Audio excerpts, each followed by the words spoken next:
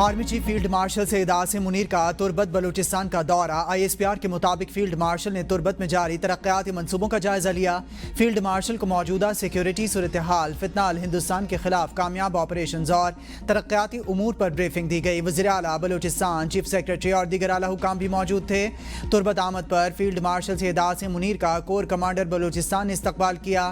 Field marshal نے civil اور عسکری اداروں کے درمیان ہم آہنگی، اچھی طرز حکمرانی اور بنیادی ڈھانچے کی تعمیر کی ضرورت پر زور دیا۔ فوجی جوانوں سے خطاب میں فیلڈ مارشل نے ان کے عزم اور جذبے کو سراہا۔ آپریشنل تیاری اور بلند حوصلے کی تعریف کی گئی۔ بھارت کے خلاف پاکستانی میزائلوں کی کامیابی نے امریکی میزائل پروگرام کو تیز کر دیا۔ امریکی جریدے بلومبرگ رپورٹ کے مطابق پاکستان کی فضائیہ نے چین کے تیار کردہ PL-15 میزائل کا کامیاب استعمال کرتے ہوئے بھارتی جنگی طیاروں کو 100 میل سے زائد فاصلے پر مار گرایا، بغیر اس کے کہ پاکستانی جیٹ طیاروں کو جوابی فائر کا خطرہ لاحق ہو۔ اس واقعے نے عالمی سطح پر طویل فاصلے تک مار کرنے والے فضائی ہتھیاروں کی اہمیت کو اجاگر کیا اور امریکی فوج کو اپنی فضائی برتری برقرار رکھنے کے لیے فوری اقدامات اٹھانے پر مجبور کیا۔ آج سے 30 اگست تک ملک کے بیشتر علاقوں میں شدید بارشوں کا امکان، ممکنہ سیلابی صورتحال کا الرٹ جاری۔ NDMA کے مطابق 30 اگست تک پہاڑی علاقوں میں لینڈ سلائیڈنگ سے رابطہ سڑکیں متاثر ہونے کا خدشہ ہے۔ کراچی سمیت سندھ کے مختلف علاقوں میں 27 سے 30 اگست تک بارشوں کا امکان ہے۔ دریائے سندھ میں تونسا، گڈو اور کالا باغ کے مقام پر پانی کا بہاؤ 5 لاکھ کیوسک تک متوقع ہے۔ دریائے راوی اور چناب کے ملحقہ علاقوں میں بھی پانی کے بہاؤ میں اضافہ ہونے کا امکان ہے۔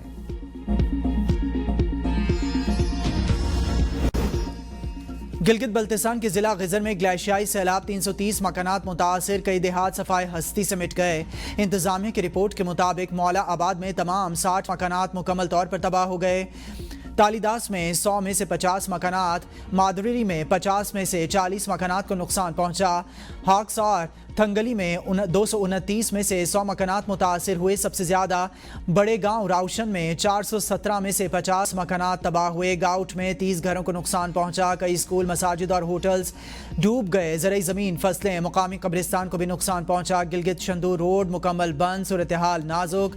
تالیداس کے مقام پر بننے والی کئی دیہات زیر آب آنے کے خطرہ ہے۔ مکینوں کو خیمہ بستی میں منتقل کر دیا گیا۔ پاک فوج کی امدادی سرگرمیاں جاری۔ ترجمان جی بی حکومت فیض اللہ فراق کے مطابق وزیر اعلیٰ گلبر خان نے متاثرہ علاقے کا دورہ کر کے متاثرین سے ملاقاتیں کی۔ انسانی جانوں کو بچانے کا وسیلہ بننے والے چرواہے کو نقد انعام دینے کا اعلان۔ ڈپٹی کمشنر نے وزیر اعلیٰ کو نقصانات کے حوالے سے بریفنگ دی۔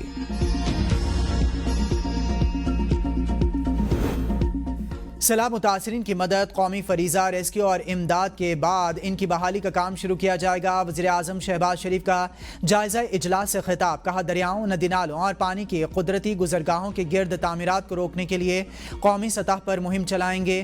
جہاں امدادی کارروائیاں جاری ہیں وہاں متعلقہ وفاقی وزراء اور سیکریٹریز جائیں۔ پانی کی سپلائی کا نظام بحال کرنے میں خیبر پختونخوا حکومت کو مکمل معاونت فراہم کی جائے۔ وزیر اعظم کی گلگت بلتستان میں ملبے سے بنی جھیل کی کڑی نگرانی کرنے، اس سے ممکنہ طور پر متاثر ہونے والے علاقوں میں لوگوں کا انخلاء یقینی بنانے کی ہدایت۔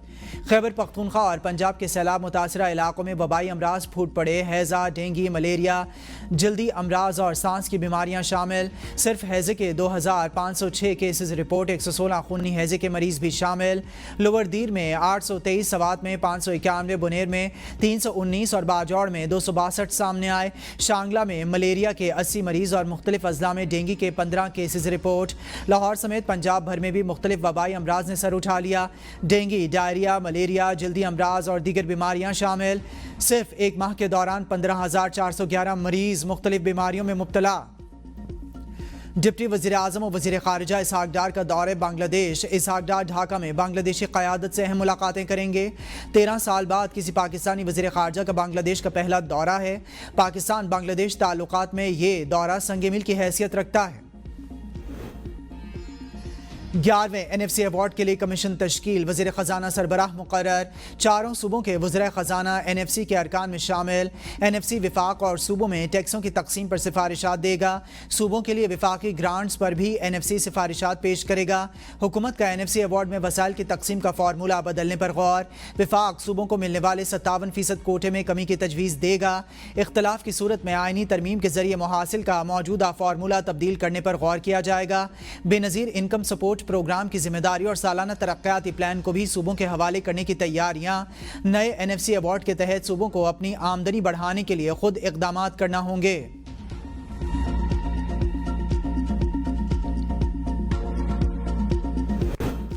وزیراعلیٰ مریم نواز شریف کا فوری ایکشن، ستھرا پنجاب کے ورکرز کو تنخواہیں دلا دیں۔ وزیراعلیٰ کا ورکرز کو کم از کم تنخواہ نہ دینے پر اظہار برہمی، کانٹریکٹرز کو فائنل وارننگ جاری کر دی۔ ستھرا پنجاب پروگرام کے ورکرز کو ہر شہر میں کم از کم تنخواہ کی ادائیگی یقینی بنانے کا حکم۔ پاکستان کا سب سے بڑا ISPR سمر انٹرنشپ پروگرام اختتام پذیر۔ 6 ہفتوں پر مشتمل پروگرام میں 33 شہروں کے 6500 سے زائد طلباء نے شرکت کی۔ تعلیم و تربیت سے بھرپور سمر انٹرنشپ پروگرام میں DG ISPR اور ملک کی نامور شخصیات کی طلباء سے خصوصی نشستوں کا انعقاد کیا گیا۔ طلباء نے PMA Kakul, NCTC، PUBG Pakistan اور ڈیفنس فیکٹری واہ سمیت متعدد فوجی تنصیبات کا دورہ بھی کیا۔ آؤٹ ڈور وزٹ سے طلباء نے پاک افواج کی آپریشنل تیاریوں اور صلاحیتوں کا بھی ہم نے 9 مئی نہیں کیا تھا، پھر بھی کیسز ہوئے، جن کو گرفتار کیا گیا وہ اپنا مقدمہ عدالت میں لڑ سکتے ہیں۔ وزیراعظم کے معاون خصوصی رانا ثناء اللہ کی گفتگو، کہا کہ گرفتار ہونے والے عدالت میں اپنا موقف اختیار کرنے میں آزاد ہیں۔ PPP نون لیگ بھی سیاسی انتقامی کارروائیوں کے مرحلے سے گزریں۔ ہماری قیادت نے کبھی نہیں کہا کہ ریاست پر حملہ آور ہو جائیں۔ 9 مئی تو کوئی ڈرامہ نہیں تھا، ویڈیوز موجود ہیں، یہ حقیقت تھی۔ 9 مئی کے مقدمات کو سیاسی مقدمات سے جوڑا نہیں جا سکتا۔ PTI رہنماؤں نے کہا کہ بانی جوڈیشل عمل سے گزر رہا ہوں گے اور PTI والوں نے کہا ہے کہ بانی نے رہائی پر بات نہ کرنے کو کہا ہے۔